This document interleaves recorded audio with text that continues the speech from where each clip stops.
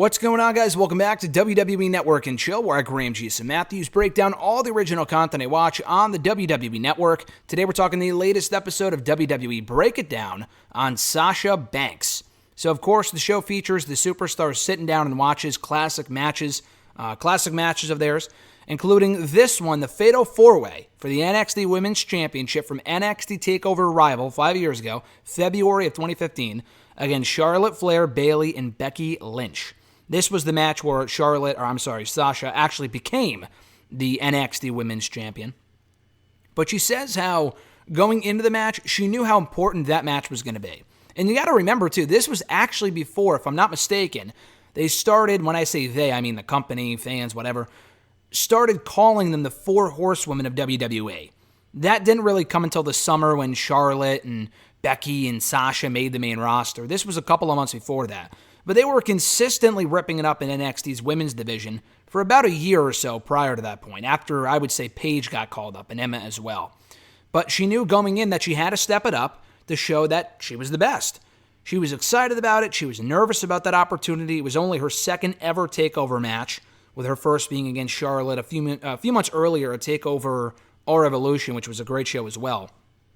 She just wanted to be champion. And NXT around this point was just starting to take off. Her and Becky were a team going into the match as Team B.A.D. Remember that old Team B.A.D. thing? They teamed up in the beginning and eventually broke down. She goes, that match was awesome. And she could not have asked for a better title win in her first, title win match. She could not have asked for a better way to win that championship than in that match.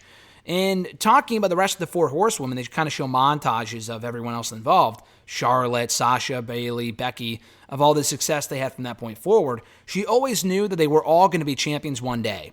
And it's been incredible for her to be a part of that growth of that division and be a part of so many moments from that point forward.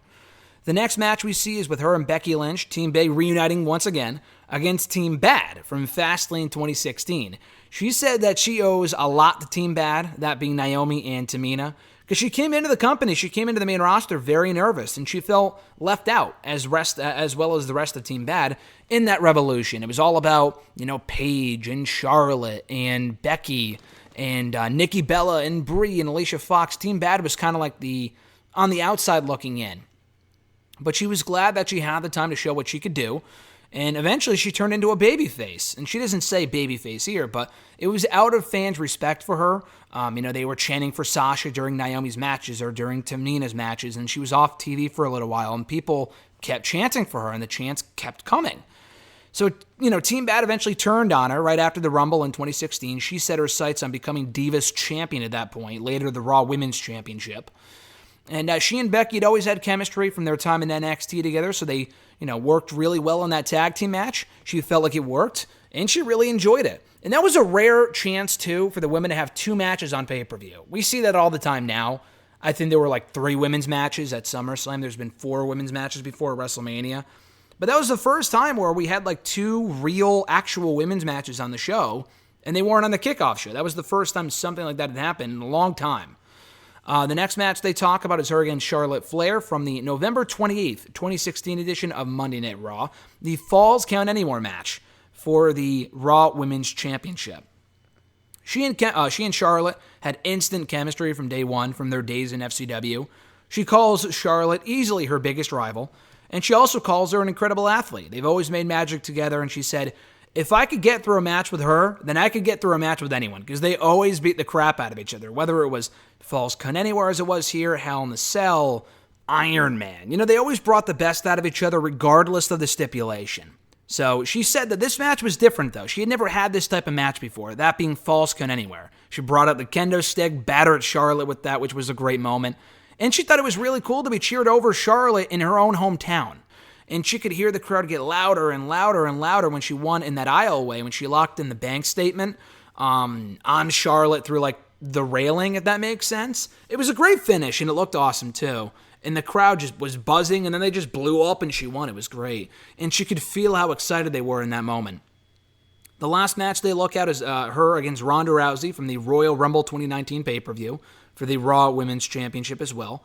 She talked about training with Oni Lorcan and Drew Gulak to prepare to avoid that armbar, from Ronda Rousey in the match. So she legitimately trained for that matchup to prepare for everything that Ronda Rousey was about to throw at her. And she also brought up how she hadn't had a title match in WWE in quite a while. That was her first shot at the Raw Women's Championship in probably over a year. Maybe since the Elimination Chamber pay-per-view in early 2018, and if not that, her first singles opportunity since late 2017. That's a long time, especially for someone of Sasha Banks' caliber, So she also brought up how Rousey really took her to her limit, and how she actually separated her shoulder during the finish. I did not know that. And with Sasha, too, she went on to win the tag team titles with Bayley at Elimination Chamber. And maybe I did know that, I just forgot, but she went on to win the tag titles literally less than a month later. That's incredible. She was very happy that she didn't get submitted, and instead she was pinned by Rousey, which goes to show that she was willing to not give up to become Raw Women's Champion. To kind of wrap it up, she says that it's crazy to her that she's already had this amazing career at 28. She feels that she has a lot more to give. And yeah, she's only 28 years old. That's amazing. That's to say that she arrived on the main roster at 23? That's fucking crazy. I know Paige came up at 21, 22, but that's still unreal. That's unbelievable. And just to put that in perspective, I'm 25, and I'm sitting here talking about this shit for a YouTube show. You know what I mean? That's nuts. So anyway, she's grateful to have had so many great matches and inspired people to get into wrestling and stuff, and it's humbling for her to be a part of history. So a very good episode of WWE Break It Down, talking about her biggest matches and moments in her WWE NXT careers. Definitely check it out right now on the WWE Network. It only clocks in at around 13 minutes, so it's well worth the watch, especially if you are a fan of Sasha Banks, and how can you not be? So be sure to like the video, drop a comment, share the video, and subscribe here to this channel for more daily content. Hit that little bell button as well to be notified every time a new video goes up. Plenty of more network and chill content coming here to the channel in the days to come, so be sure to stay tuned for that as well. Have a great one, guys. Enjoy the rest of your week/weekend. I'm Graham G.S. Matthews, and I'll catch your ass down the road.